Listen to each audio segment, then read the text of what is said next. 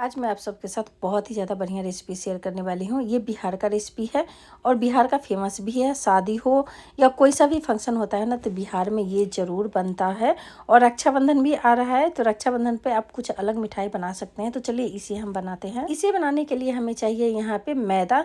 इसे बना के ना फ्रेंड्स, आप 1 महीना के लिए भी स्टोर करके रख सकते हैं। ये बिल्कुल भी ख़राब नहीं होता है। तो यहाँ पे सबसे पहले मैदा ले लीजिए। आपको कितना बनाना है उसके हिसाब से मैदा ले लीजिए। इसमें थोड़ा सा मैं बेकिंग सोडा डालूंगी, ज़्यादा नहीं डालना है, थोड़ा सा ही डालना है। इसके बाद मैं इसमें डालूंगी तेल मोयन के लिए। आप घी भी डाल सकते हैं, लेकिन मैं तेल ही डाल रही हूँ।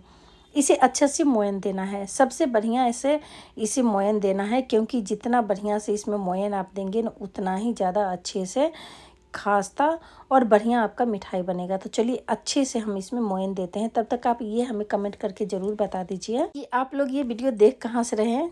ज़रूर हमें एक छोटा सा कमेंट करके बता दीजिएगा। तो इसमें हम चलिए सबसे पहले हम मोयन अच्छे से लगा लेते हैं। यहाँ पे आप देख सकते हैं फ्रेंड्स, इसमें हमने अच्छे से मोयन लगा लिया। ये मुट्ठी बंधा रहा है, तो इसका मतलब ये हुआ कि अच्छे से इसमें मोयन हो चुका है। तो अब हमें क्या करना है, हमें इसका डो बनाना है। इसमें थोड़ा थोड़ा पानी डालना है और डो बना लेना है। हमें आटा जैसे डो नहीं बनाना है, हमें इसे हल्के हाथों से गूंदना है, क्योंकि हमें रोटी जैसा डो इसका नहीं चाहिए। तो आप इसका ख्याल ज़रूर रखिएगा, क्योंकि ये बहुत ही ज़्यादा महत्वपूर्ण है कि इसका डो कैसे बनेगा।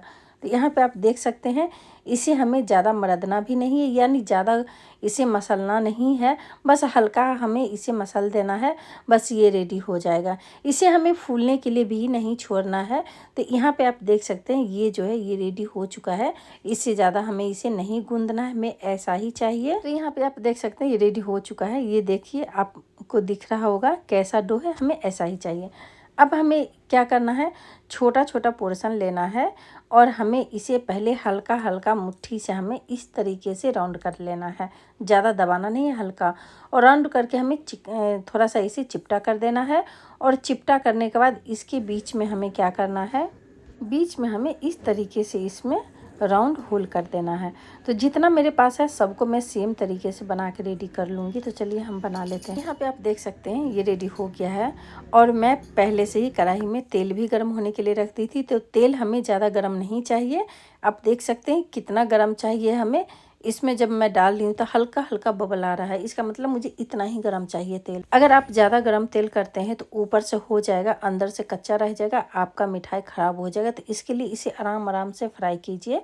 जब ये थोड़ा सा आपको लगे कि एक साइड से थोड़ा सा हो गया है, तभी आप इसे पलटिए, क्योंकि ये अभी बहुत ही ज़्यादा सॉफ्ट है, टूटने का भी डर है। तो इसके लिए देख के आप उसके बाद इसे पलटिएगा।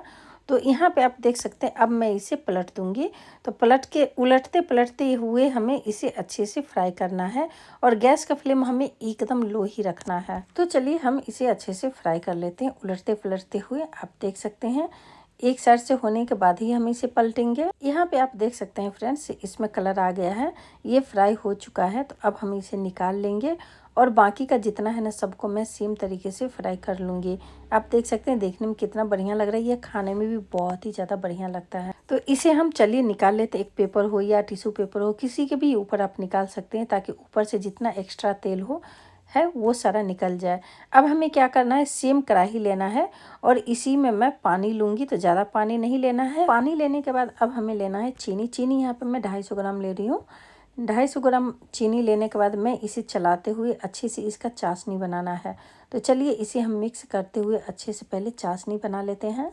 यहाँ पे चाशनी ज़्यादा हमें ये नहीं चाहिए, पतला नहीं चाहिए, और ना ही हमें ज़्यादा कड़क चाहिए। आप देख सकते हैं, आप ऐसे चेक कीजिए, इस तरीके से थोड़ा सा ये टाइट हो जाए ना, तब आप समझ जाइए कि ये चाशनी हो चुका है।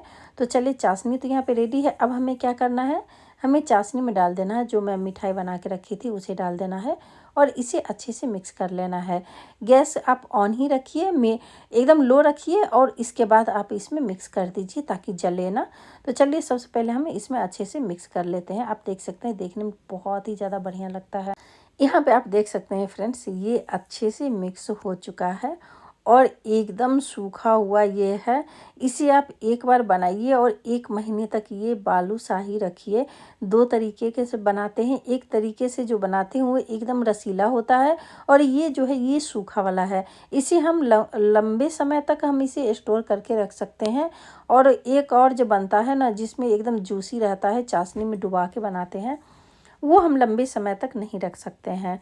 यहाँ पे देख सकते हैं अभी बहुत ही गर्म है, तो इसके लिए आपको ऐसा लग रहा होगा, लेकिन ये जितना ठंडा हो जाएगा ना, ये एकदम वाइट हो जाएगा। तो मैं तोड़ के भी दिखाती हूँ। अंदर से आप देख सकते हैं बहुत ही ज़्यादा बढ़िया बना, अंदर से कितना अच्छा बना है वो भी आप देख सकते हैं। तो इसे आप ज़रूर एक बार बनाइए, खाइए, एंजॉय कीजिए। अगर आपको बढ़िया लगे तो लाइक शेयर सब्सक्राइब जरूर कीजिएगा। तो बाय फ्रेंड्स, हम फिर मिलते हैं अगले वीडियो में इससे भी बढ़िया बढ़िया रेसिपी लेके।